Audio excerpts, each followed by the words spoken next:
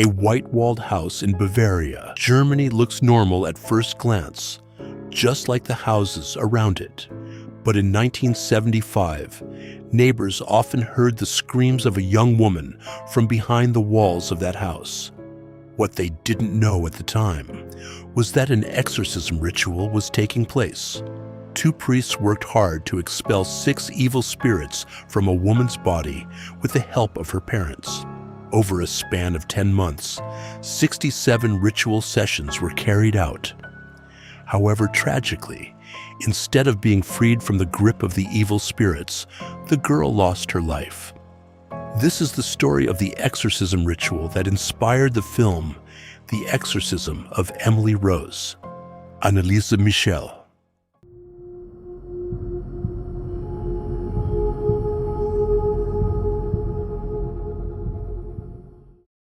Hello guys, welcome back to the Obscura Line channel, and welcome to the discussion of the case of the exorcism of Anneliese Michel.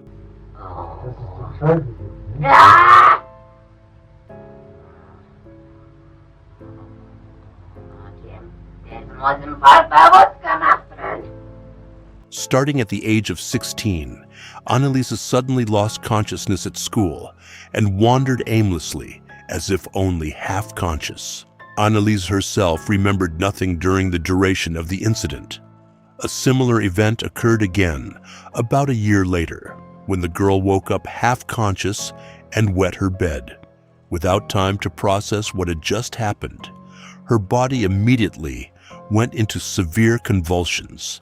These events, occurring multiple times, led to the conclusion that Anneliese appeared to be possessed by evil spirits from various eras.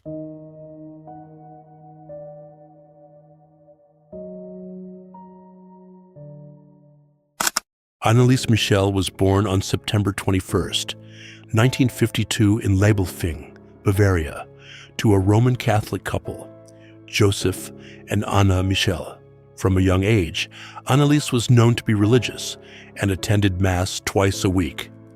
However, starting at age 16, this German girl experienced seizures and was diagnosed with temporal lobe epilepsy, a brain disorder in the temporal lobe that can cause seizures, memory loss, and hallucinations.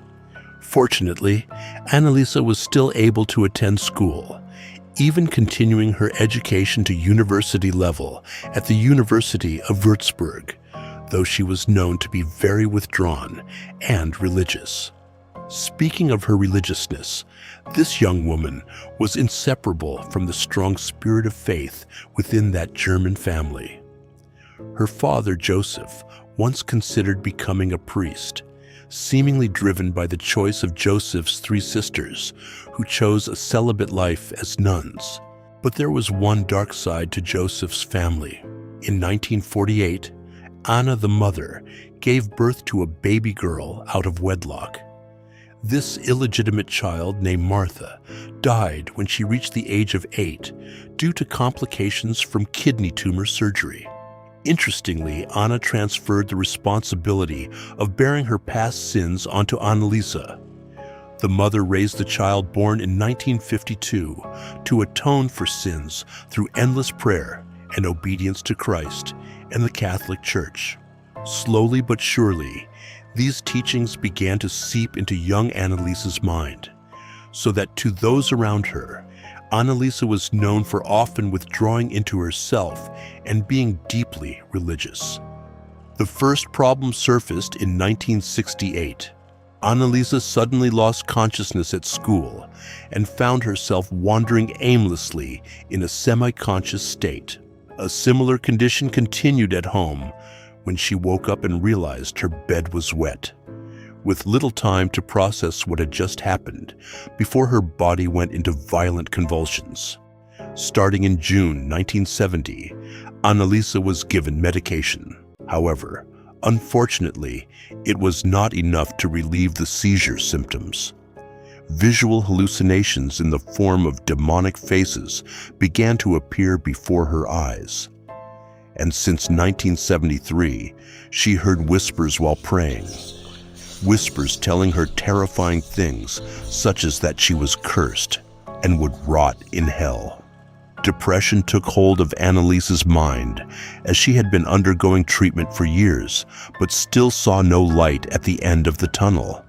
Anneliese's reactions to sacred objects, such as the crucifix, were considered strong signs that she was possessed by a demon. This idea first came from the mouth of a pilgrimage guide at the shrine of San Damiano in Piacenza, upon observing the strange behavior of her pilgrim guest, who always avoided the cross and refused to drink water from the sacred well. According to the testimony of Pastor Ernst Alt, Anneliese had told him how difficult it was to set foot on the shrine grounds. The earth felt as though it was burning her entire body. Several times the young girl walked around the garden of the shrine area, but never once entered the chapel, as if there was a barrier at the door. Pastor Alt also noticed how Anneliese was unable to look at the photo of Jesus hanging on the chapel wall.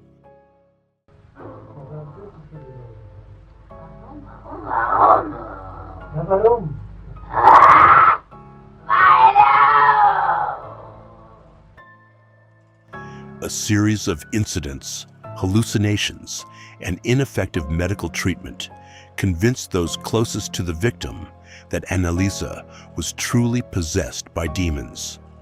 For this reason, they began seeking help from local priests to perform an exorcism. However, these requests were rejected. The priests instead advised them to continue with medical treatment. Even if a priest was willing to perform an exorcism, they were required to meet several criteria as prerequisites before requesting permission from the bishop. This was not surprising because, unlike in Italy, the practice of exorcism in Germany could be said to be almost never performed. Anneliese's mental health condition continued to worsen over time, to the point where she would tear off her clothing and kneel up to 400 times a day in prayer, hoping the demons inside her body would soon leave. At times, she would crawl under the table and bark for 2 days. Anneliese's behavior became increasingly extreme as she licked her own urine, followed by non-stop screaming for hours on end. In the family's desperation, Pastor Ernst Alt came forward to offer help. Previously, Pastor Alt had already visited Anneliese's condition and decided to return to monitor the girl's progress in September 1974. In his eyes, Anneliese did not appear to be an epilepsy patient. He too became convinced that the girl was truly possessed by demons. Armed with this conviction, the pastor immediately contacted the Bishop of Würzburg, Joseph Stangl. The request was granted in September 1975 through the mediation of local priest Arnold Rentz, on the condition that the ritual must be carried out in secret. It was this long process that ultimately worsened Anneliese's condition until she finally lost her life.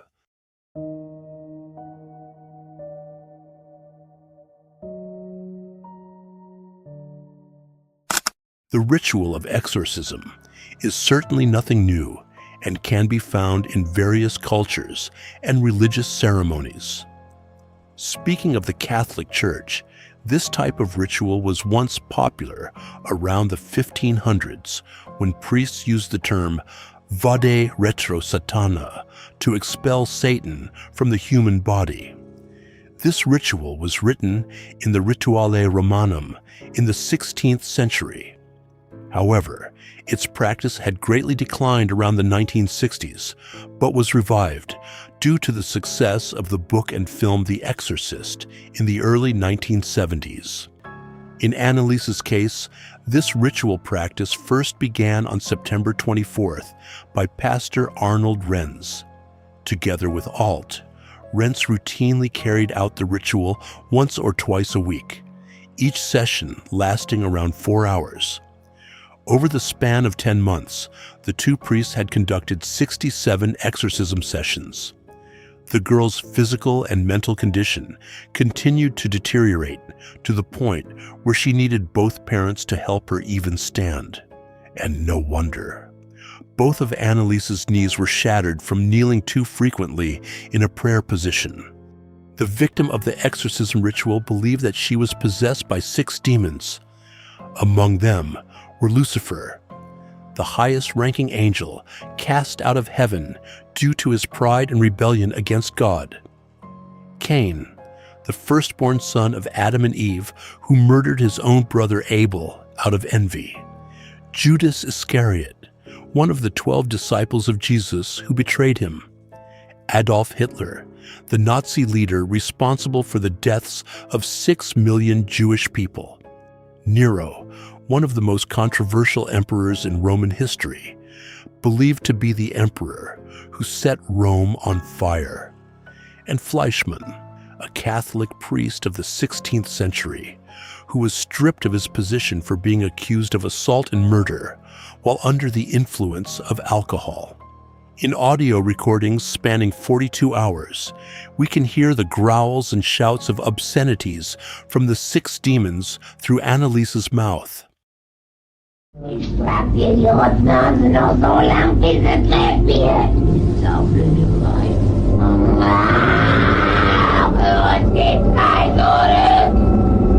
Sie in alle Ewigkeit. Wenn ich, der Judas und der Nero, der Kain und der Hitler, 5 Zimmer. Und aber genug. Joseph and Anna also had to intervene to restrain their daughter's struggles throughout the ritual sessions. The situation worsened further when both parents decided to discontinue medical treatment at Anneliese's own request. In her final moments, Anneliese continued to refuse to eat as a last effort to expel the demons, until she finally drew her last breath on July 1st, 1976, due to malnutrition and dehydration, at only 23 years of age, weighing just 30 kilograms.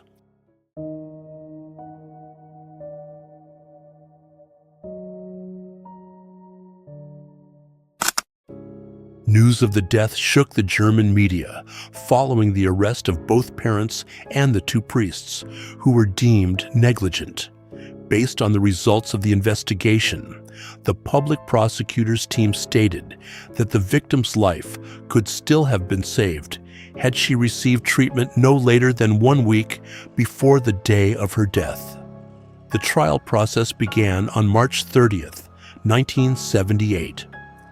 Doctors were brought in to present evidence that the victim was indeed suffering from severe mental illness, arguing that the claim of demonic possession was nothing more than the psychological effect of the religious upbringing of Anneliese's parents, compounded by her epilepsy. But this statement was countered by the defense team. Erich Schmidt-Leichner, serving as the defense attorney, explained the legality of exorcism rituals under the German Constitution, which gives citizens the freedom to practice religious activities. To strengthen their position, they played back the audio recordings from the duration of the ritual to prove the claim of demonic possession. In the recording, voices could be heard, which were claimed to be the arguments among the 6 demons. Renz and Alt also claimed to have successfully freed Anneliese from demonic influence not long before the day of her death. In April 1978, both parents and the 2 priests were found guilty of negligence causing Anneliese's death. Initially, Pastors Renz and Alt were threatened with a prison sentence of 6 months and a 3-year probationary period. Meanwhile, Anna and Joseph Michel were considered to have already suffered enough with the loss of their daughter's life. So in the end, the prison sentence was lifted, and all 4 defendants were only required to pay court costs. Bishop Stangl, who had granted permission for the ritual to Renz, claimed to have no knowledge of the victim's illness and did not give a statement in court. This tragic event drew the attention of the public and media at the time toward the Catholic Church, which ultimately revised its statement that Anneliese was not possessed by demons, but rather had genuine mental health problems.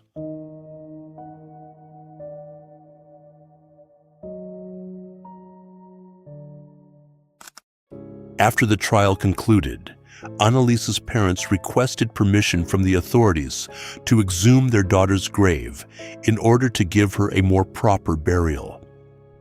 Previously, Anneliese had been buried in a cheap coffin right next to the grave of Martha, the first child born out of wedlock. This request was granted about 2 years later, specifically on February 25, 1978. To this day, Anneliese's grave is frequently visited as a pilgrimage site. Following this heartbreaking case, the practice of exorcism rituals in Germany declined drastically. The German diocese even went so far as to request that Rome review the practice of exorcism rituals in 1984. Although not 100% accepted, the Vatican revised the ritual in 1999, requiring priests to have medical experience as one of the prerequisites for approval. Speaking of Anneliese's parents, Joseph the father passed away in 1999. Meanwhile, her mother Anna, in an interview in 2006, admitted she had no regrets, saying she believed that what had been done was right, because she had seen the sign of Christ on Anneliese's hands. In her view, there was no other way to heal her beloved child.